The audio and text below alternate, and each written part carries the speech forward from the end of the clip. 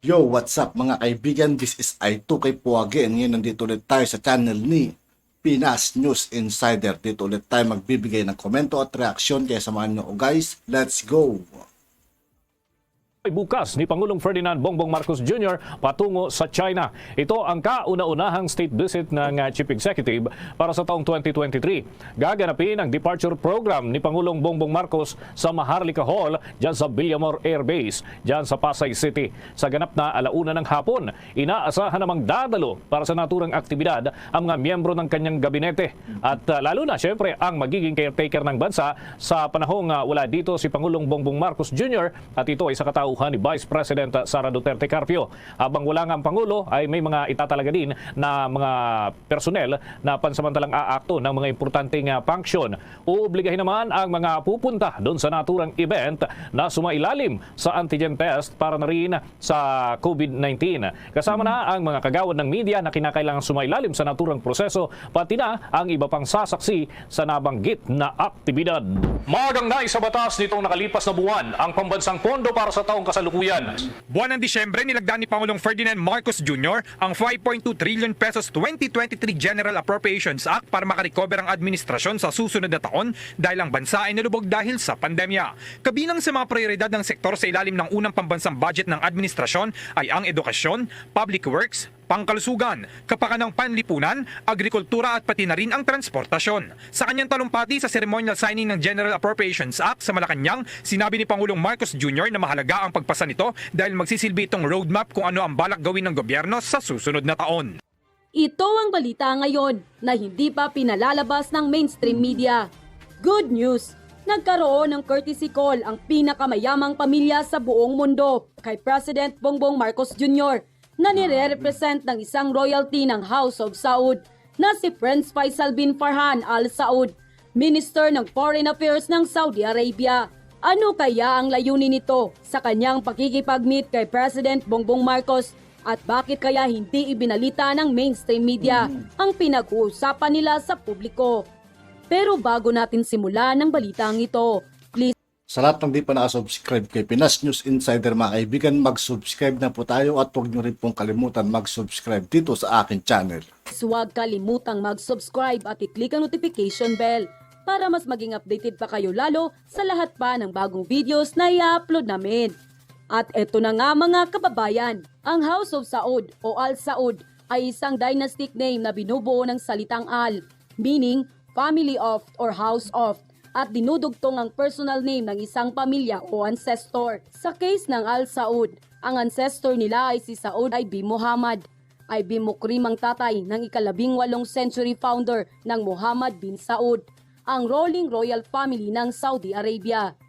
Ang iba ay may estimate ang kanilang kayamanan na nasa network daw na 1.4 trillion US dollars o hanggang sa 1.5 trillion US dollars. Ang figure na ito ay kasama na sa market capitalization ng Saudi Aramco, ang pinakamalaking kumpanya ng oil at gas sa bansang Saudi, kung saan 98% ng kita ay napupunta sa pamilya ng royal family, ang House of Saud.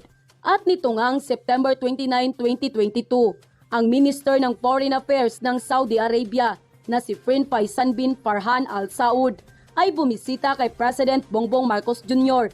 kung saan nag-usap sila sa isang study room ng Malacanang at sekreto lang ang kanilang pag-uusap dito na sa hanggang ngayon ay hindi pa dinidisclose kung ano ang kanilang pinag-uusapan.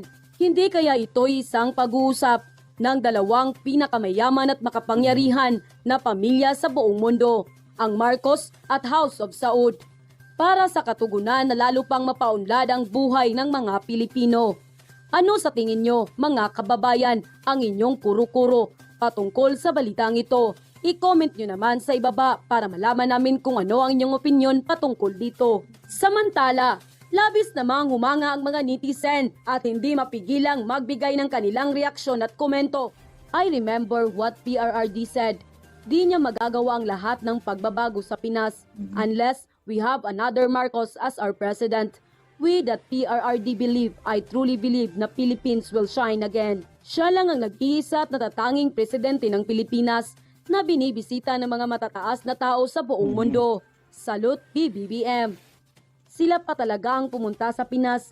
Parang maniwala na talaga ako na babangon ng bansa natin sa pagkalugmok mula sa mga dilawang tunay na magnanakaw at mga kurap na nagdaan ng mga pangulo. Lord, please protect our PBBM and VP Sara.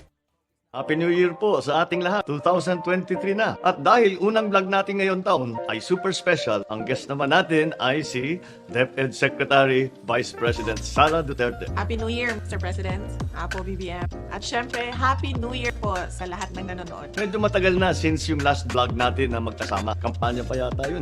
Tagal na tong video na to, Pagkatapos Pero panoorin na lang natin, guys. nun ay dire-diretso na ang trabaho. Kaya ngayon na lang muli. Naging busy man ang 2022 ay marami tayong dapat ipagpasalamat sa nakaraang taon. Ang biyaya ng pamilya, ng kalusugan, at syempre ang pagkakataong makapagsilbi muli sa bayan. Nakasama ka, Apo BBM. Isang mapagpalang taon ang lumipas para sa atin at sa bawat pamilyang Pilipino. Hinarap at napagtagumpayan ang bawat pagsubok na dumating sa atin. At ngayon, bilang nagkakaisang bayan, ay nasa landas na tuloy-tuloy ang pagbabangon. Ngayong 2023 ay sigurado akong mas maraming nag-iintay sa atin na mga pagkakataon at opportunity. Kaya bukod sa luck o swerte, ay dapat laging may kasamang hard work at pakikipagtulungan. Ngayong bagong taon ay naipon ang mga mensahe ng mga netizens natin sa social media. May mga katanungan at request, kaya isa-isahin natin.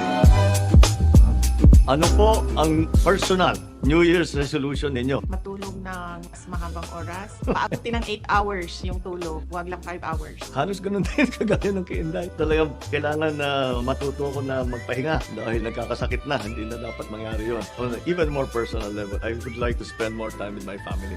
Hindi na kami nagkikita. Namimiss ko na sila. New skills to learn.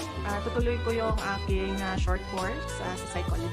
Malapit na matapos yon ngayong February. Do skills, araw-araw marami akong natututunan sa trabahong ito. Mabuti lang mahilig akong magbasa. Lagi akong nag-aaral ngayon. Sa awa naman ng Diyos, ay nagagamit naman na